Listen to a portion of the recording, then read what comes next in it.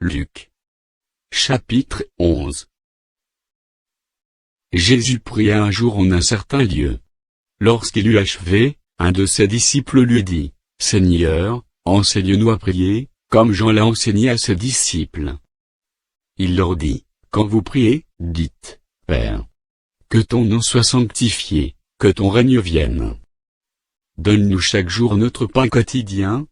Pardonne-nous nos péchés, car nous aussi nous pardonnons à quiconque nous offense, et ne nous induis pas en tentation. » Il leur dit encore, « Si l'un d'eux vous a un ami, et qu'il aille le trouver au milieu de la nuit pour lui dire, « Ami, prête-moi 3 pains, car un de mes amis est arrivé de voyage chez moi, et je n'ai rien à lui offrir, » et si, de l'intérieur de sa maison, cet ami lui répond, « Ne m'importune pas, la porte est déjà fermée, mes enfants et moi sommes au lit, je ne puis me lever pour te donner des pains. » Je vous le dis, même s'il ne se levait pas pour les lui donner parce que c'est son ami, il se lèverait à cause de son importunité, et lui donnerait tout ce dont il a besoin.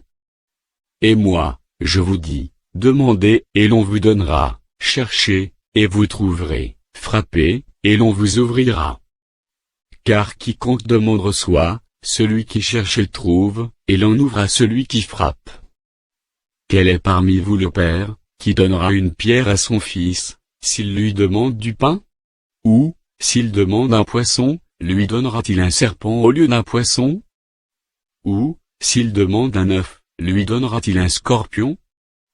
Si donc, méchants comme vous l'êtes, vous savez donner de bonnes choses à vos enfants, à combien plus forte raison le Père Céleste donnera-t-il le Saint-Esprit à ceux qui le lui demandent?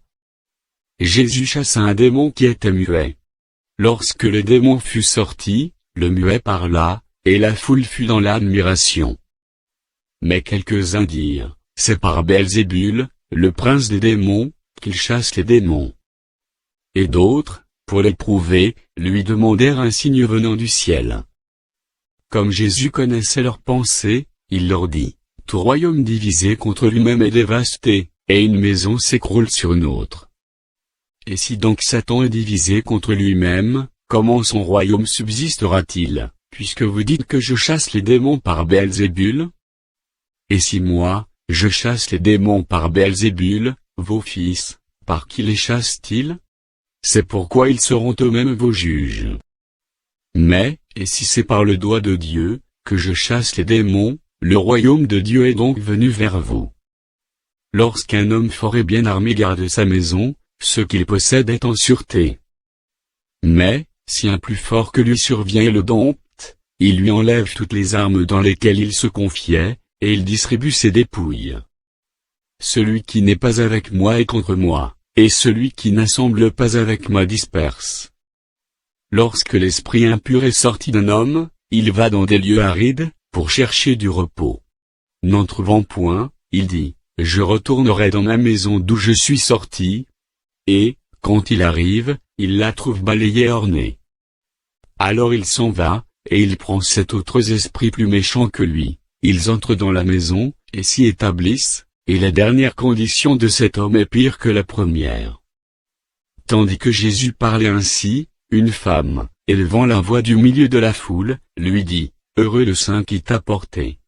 Heureuses les mamelles qui t'ont allaité. » Et il répondit, « Heureux plutôt ceux qui écoutent la parole de Dieu, et qui la gardent. » Comme le peuple s'amassait en foule, il se mit à dire, « Cette génération est une génération méchante, elle demande un miracle, il ne lui sera donné d'autre miracle, que celui de Jonas. Car, de même que Jonas fut un signe pour les Ninivites, de même le Fils de l'homme en sera un pour cette génération.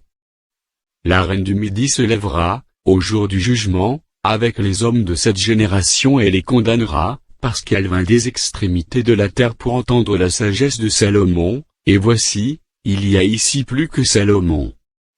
Les hommes de Ninive se lèveront, au jour du jugement, avec cette génération et la condamneront, par ceux qui y se repentirent à la prédication de Jonas, et voici, il y a ici plus que Jonas.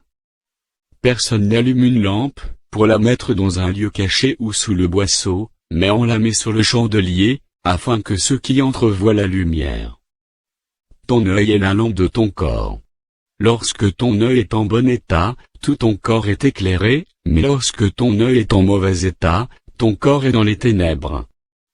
Prends donc garde que la lumière, qui est en toi ne soit ténèbres. Si donc tout ton corps est éclairé, n'ayant aucune partie dans les ténèbres, il sera entièrement éclairé, comme lorsque la lampe t'éclaire de sa lumière.